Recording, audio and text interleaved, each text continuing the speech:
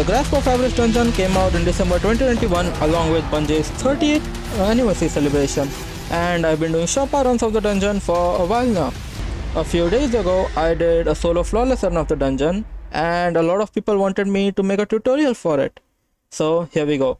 Grasp of Avarice solo flawless during Witch Queen. If you want more such content, then please consider subscribing, it will help me out a lot. Okay, first let me explain the mechanics of the dungeon for those who don't know the dungeon at all. The enemies you kill in the dungeon will drop engrams. You pick up the engrams and they will give you a buff called Burdens of Riches. Every 10 burdens you pick up will reset all your abilities and your super. You deposit the riches in salt crystals that will get rid of your buff. If the timer runs out, you will die, but you can reset the timer by picking up more burdens. Okay, now let's talk about the loadouts. For the kinetic slot, you can use any primary ammo weapon which you are used to. It could be an SMG, an auto rifle, an hand cannon, whatever you are good with. In the energy weapon slot, you need to use a glaive and you need Trinity Ghoul. Other than that, you can use whatever you feel like in some portions, but during the mini boss and the boss, you will need to use the glaive, because the shield is going to increase your survivability by a lot. You are going to use Trinity Ghoul for ad clearing in certain places, which I will later explain. In the power weapon slot, you need any random sword which you have, and you need Lament for boss DPS. Other than that, you need Void subclass for most of the boss fights, but during the later parts I would recommend using Sunbreaker with Bottom Tree, because I will explain why you need to use this later.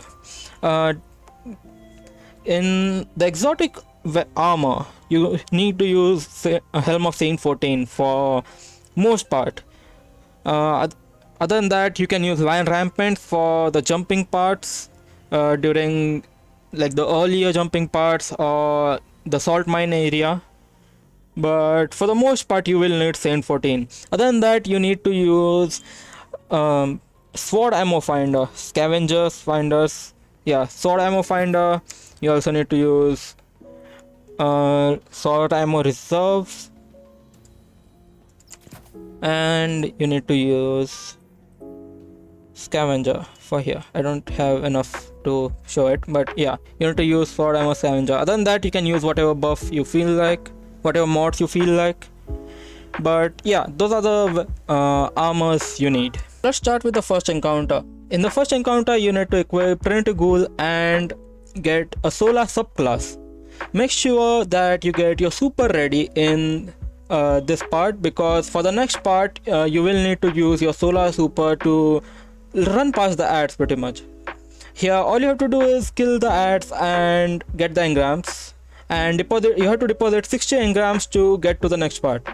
The only actual ads which can kill you are the yellow bar wizards which spawn here, so make sure to kill them first. After killing them, just get rid of the other ads and deposit 60 engrams so that you can get to the next part.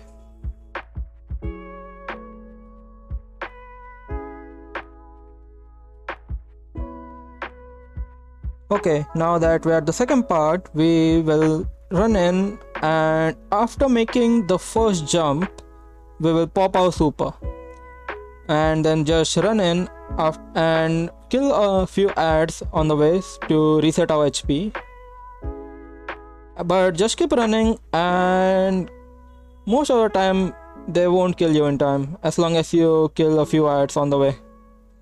So just run in, kill the thralls which spawn over here. There will be an exploding thrall, so make sure you shoot him, and then just run along the path which you can see on the screen.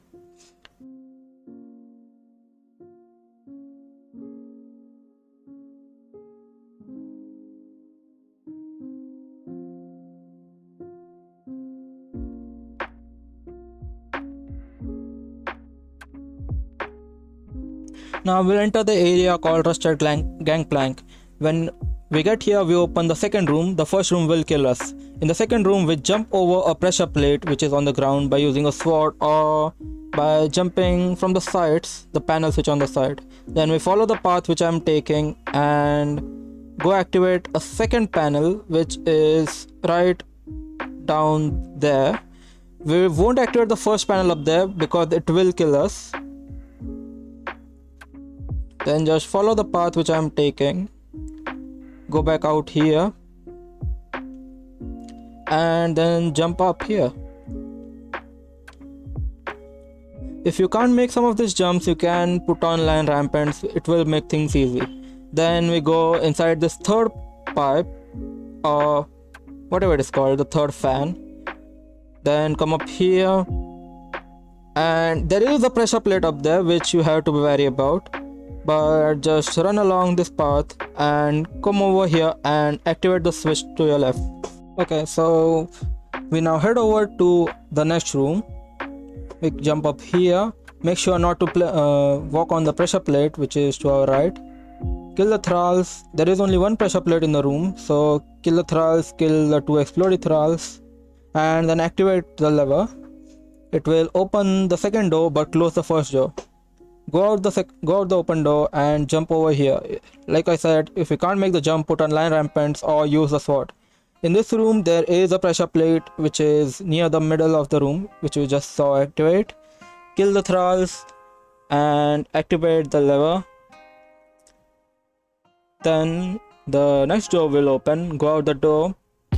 Go inside the door right in front of you. And don't activate the lever down there. Instead, jump up here and activate the lever which is up here. When you go down now, there will be an wizard's eye, hive eye, I don't remember what it's called, but one of the eyes will spawn.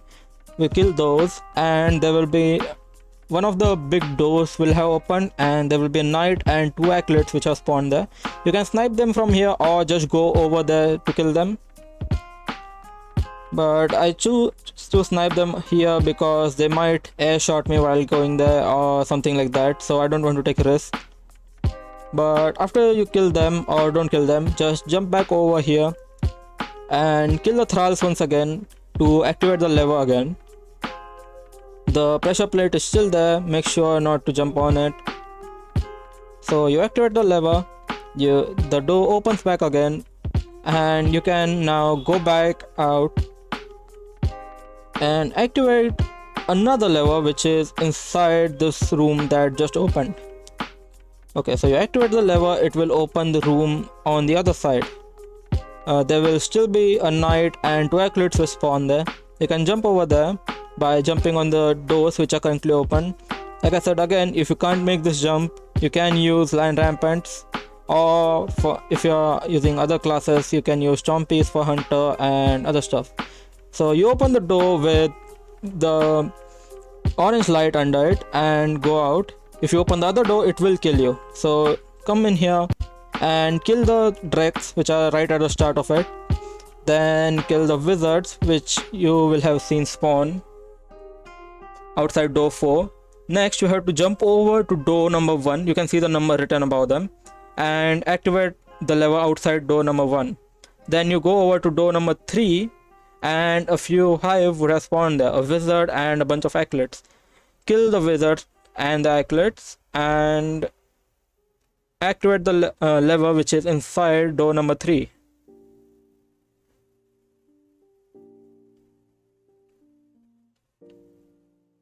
Okay, after you activate the third lever, go back to door number 1. There would be wizards and acolytes spawn over there now, so kill them first. And after killing the wizard and the acolytes, activate the lever which is inside the room.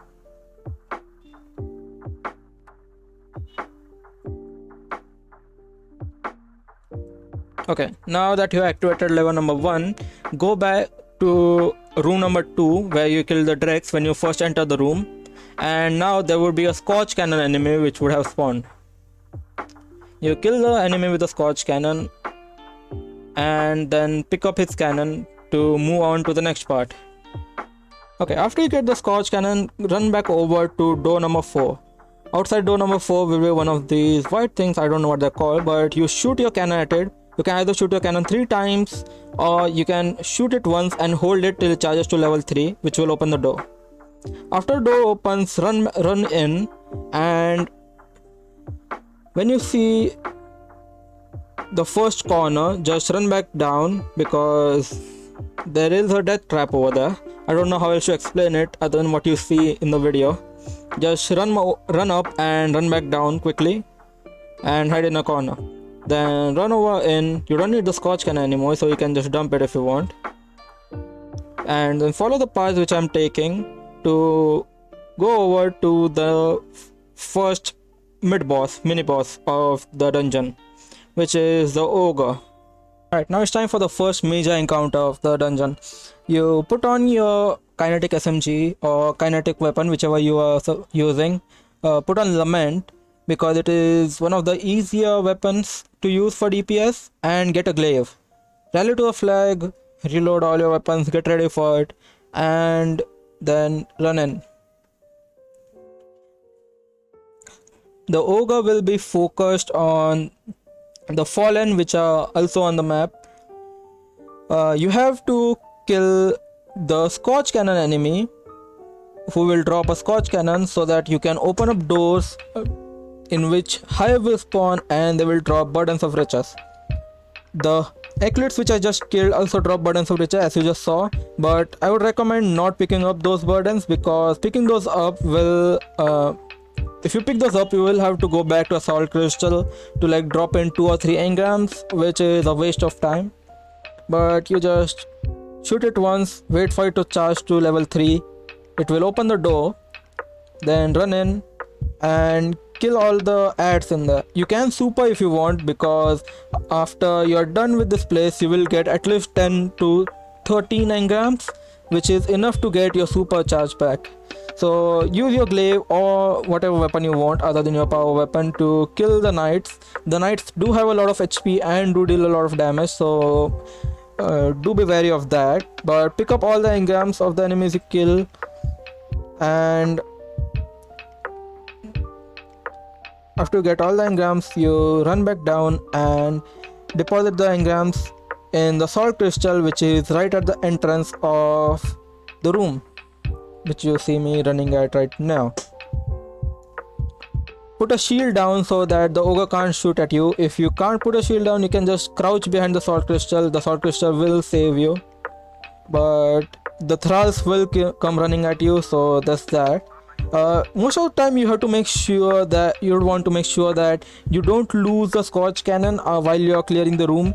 The Scotch Cannon will despawn if you don't pick it up for a while, but if you just keep cycling it in your hand while you're killing the ads in the rooms, so that the Scotch Cannon doesn't respawn, and the fallen won't respawn until the Scotch Cannon has not despawned. So after you're done with the first room, come over here and open the second room, and you basically rinse and repeat what you did in the first room. Just run in here, you can super if you want, clear all the ads, they will drop burdens, get all the burdens you can, and go back and deposit. After you deposited a total of I think 25 burdens, you can start DPS. So make sure you get at least 12 to 13 on the first one and 12 to 13 in the second one. After that, it doesn't matter if you pick up the Scotch Cannon or not. For the most part, try to make sure that to keep the Scotch Cannon for both the phases, both the rooms. And this right here is why you use glaive, because the boss keeps shooting at you constantly, so the shield will help you a lot. Also, always keep an eye on the timer of your burdens. If the timer reaches 0, you will die, but when you're near the salt crystal, the timer does pause, so there's also that. When you deposit 25 burdens, the DPS phase will start, and you can run in and damage the boss. Go near to the boss and pop your bubble, and then just lament him. If you don't know the combo to use for lament, it is 4 light attacks and 1 heavy attack. But make sure your sword energy is full. I don't think it is called sword energy, I think it is called guard, but make sure it is full. When it's full, you can hold the block button and do 4 light attacks and 1 heavy attack. And now all you have to do is rinse and repeat the same thing. So here's a time lapse for the entire thing.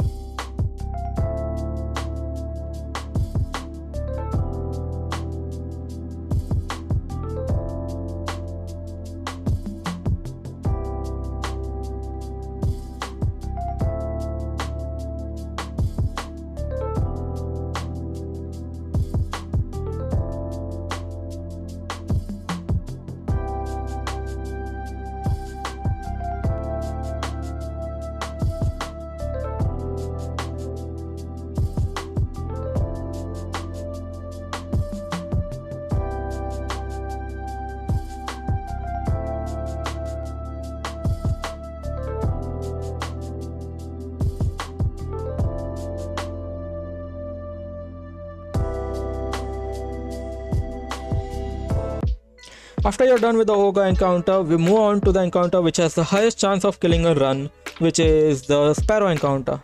In this encounter, you have to pass through 4 mines and defuse them. You just have to pass through them, you don't have to wait in the mine to defuse them. It counts as long as you pass through them. Between each mine, there will be fuses. If you pass through the fuse, it will increase the timer between the detonation of the mine by 5 seconds.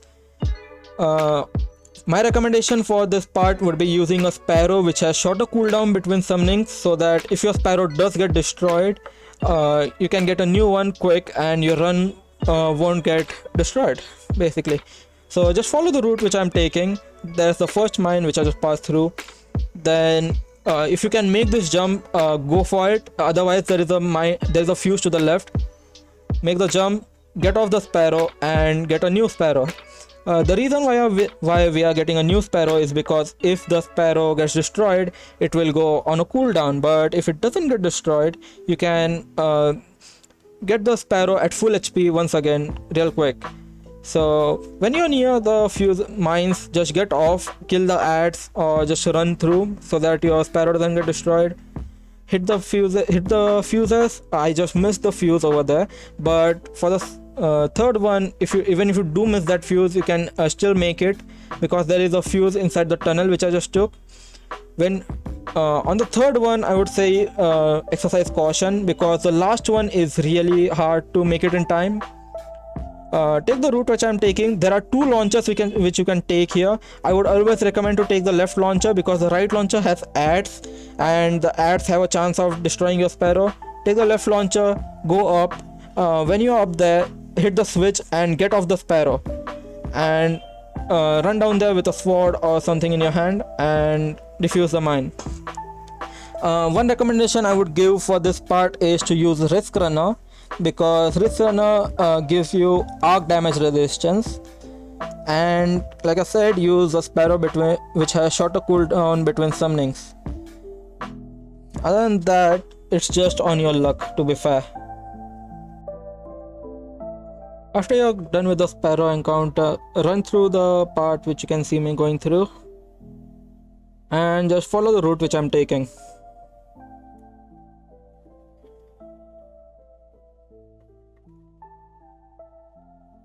There are literally no way you can die here as long as you follow the route.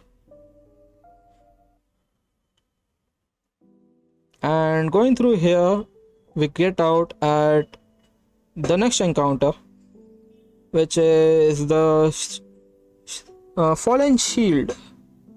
I think that's what it's called. When we are here, I would recommend either using Sunbreaker for clearing ads or using Code of Missile Arc to...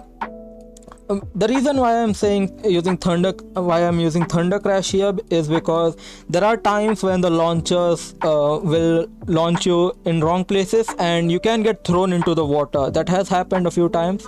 This place is very glitchy, so yeah. Equip Trinity Ghoul and a sword again, or whatever you want to use for ad clearing. I would still recommend using Trinity Ghoul. Equip Thunder Crash, or you can equip Bottom Tree Sunbreaker, Bottom Tree Solar, to use the super fire clearing. And we move on.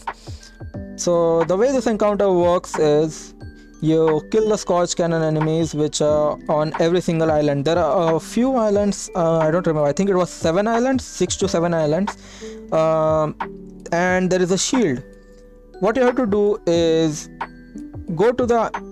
Okay, first up we kill the Scorch Cannon enemy which is on each and every island. He can give Scorch Cannons. You don't need to kill each and every one of them because each Scorch Cannon has 10 shots, but you shoot yourself on the islands. Now the way you disable this fallen shield and go to the boss encounter is there are going to be servitors that spawn on one of the islands. You kill the servitor and you launch his body. After the servitor dies, the servitor becomes a ball which you can push through the launchers, the cannons, and you launch it towards the shield. You'll see what I'm talking about when I show what to do. So you just look at where the servitor is. In my case, it is on the island next to the waterfall. One thing, for the launchers, you don't need to charge the Scorch Cannon to level 3. As long as you shoot it once, the launcher will activate. As you can see, there is a servitor to the island to my left. So I get on, launch myself to the island, and I'm using my super here to kill the Scorch Cannon guy, because there are 2 ads here which have a chance of killing you. One of them will be the Scorch Cannon enemy and the other one would be a fallen captain which spawns. So all you have to do here is literally kill the ads and they will drop engrams. You have to deposit the engram which is in the salt crystal which is in the middle of the room which you saw right there. By depositing, I think it was 20, no, I think it was 25. When you deposit 25 engrams, the shield on the servitor will be gone and you can deal damage to it. You kill the servitor and basically launch him towards the fallen shield. That is the basic gist of this encounter. So you can just see I got 22, 23, 24 and we got 25 engrams. We come over and we deposit the engrams in the salt crystal.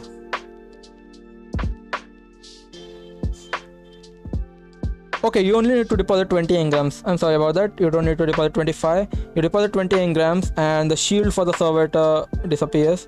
I would recommend taking care of all the engrams which are on the way to the cannon, just in case you accidentally get burden of riches and die while you're pushing the servitor down to the cannon.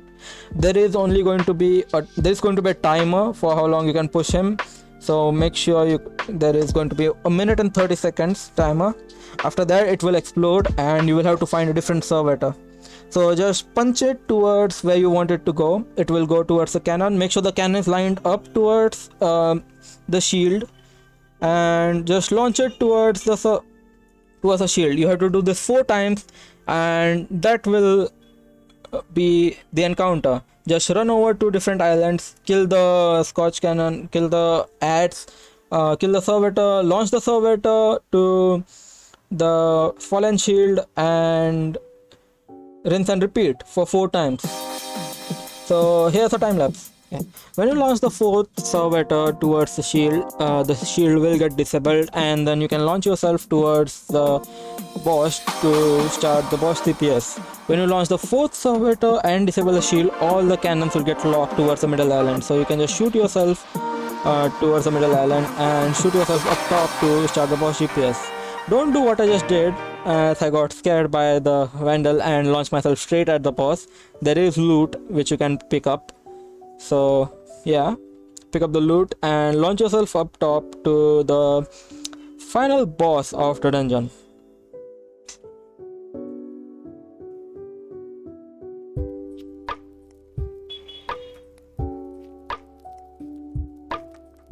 Just follow the route which I'm using and yeah, follow the route which I'm using and run towards the boss fight. Now we are going to use Lament for DPS during the boss fight, just like we did during the Ogre, because Lament is one of the easier weapons to use for DPS, like I said. Other than that, we are going to use Glaive to block damage during right before the boss fight starts, so that we have our super ready for the boss fight. I will explain how that works when we start the boss. When we are doing the run. Other than that, we are going to use Void subclass for and Ward of Dawn.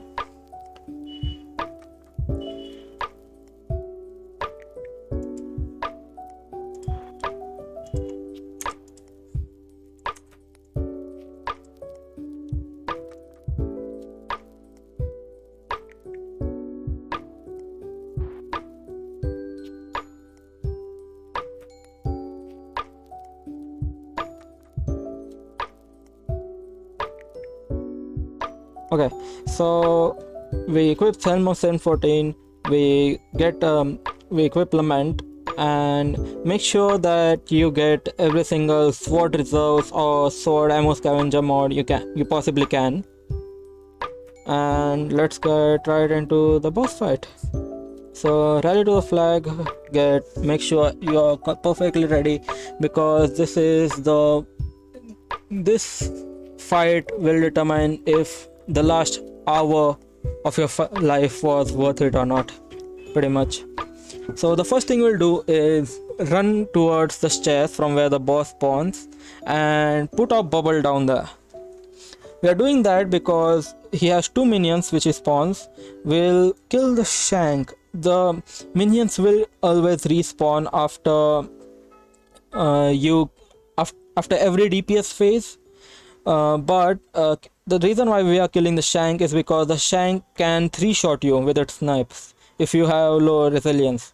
So you kill the Shank and then run over to the left side of the room. I'm saying left side because this is the left side from where we enter the room. So just come to the left side, clear all the ads, and there is going to be a Scorch Cannon enemy which is going to be running around the entire map, as you see over there. You kill him and take his Scorch Cannon. Now a few things about this Scorch Cannon guy. The Scorch Cannon will not despawn until you pick it up, and as long as it is not despawned, another Scorch Cannon guy will not spawn. So make sure you pick it up only when you need it, like when the ads are cleared and when you are sure you want to start collecting the engrams. So there are going to be two of those white things where you can shoot to get the engrams. One's going to be right over there, which we just shot, and the other one is going to be down here. You can collect 20 engrams at once, so collect 20, and then the next one which you can shoot is right over there, which I just shot. And the reason why we are sticking to the left side is because there is no way for the engrams to fall into the water, whereas on the right side some of the engrams do sometimes fall into the water, which makes it harder to collect engrams in one run. You have to collect 10 or 20, deposit those 10 and 20, and rinse and repeat. The reason why I just left one engram lying over there is because while we are depositing the engrams, we will have to use our super in the middle. But if we do that while we have 60 engrams, we will not have a super ready for boss GPS. So I intentionally miss 10 engrams so that we will have an extra 10. So here I got 55 engrams. So I will but to start DPS phase during the boss fight, you have to deposit 60 engrams. So I will have to do another phase to get a DPS to start DPS phase. But by doing this, I will have my super ready for the boss during the boss DPS phase, instead of having to rely on my barricade to block the damage from the ads on the right side. Because as I'm not going to the right side, the ads on the right side are still there, and there's also one of the minions which is right there who will continuously keep shooting at you. So we kill the enemies again, we get 10 engrams, which will reset our super and our abilities.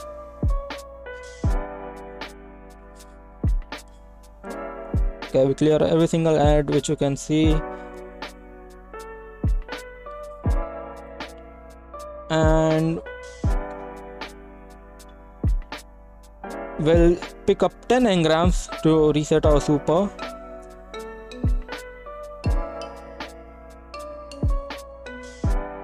I missed here. I accidentally detonated it while it was at the second charge instead of the third charge. But what did you do here is get 10 engrams to reset your abilities, get your super back. You can leave the shield, you can leave the Scotch cannon now because you don't need it anymore. So you put the barricade down on one side and then use your glaive shield on the other side. I made a mistake here. I didn't shoot anything with the glaive, so I didn't have any shield. You put your Ward of Dawn right where I placed it, so that the enemies on the right side or the minions, like you can't kill the Shank after the first DPS phase. So the Shank and the other guy will not be able to shoot you if your Ward of Dawn is there, and you can reset weapons of light and your overshield over and over by going in and out, and you just have to rinse and repeat this thing over and over. But after your if you can't one phase it, which you can't, but after the first DPS phase, all of the enemies like the Shank which you killed at the start will respawn, and after the first DPS phase the boss will start throwing the slow ops which you just saw. So now you just rinse and repeat what you just did. You get 50 engrams, deposit them using your super, then get 10 engrams, use your barricade and your glaive shield to deposit them, and then super right where I showed you, and rinse and repeat.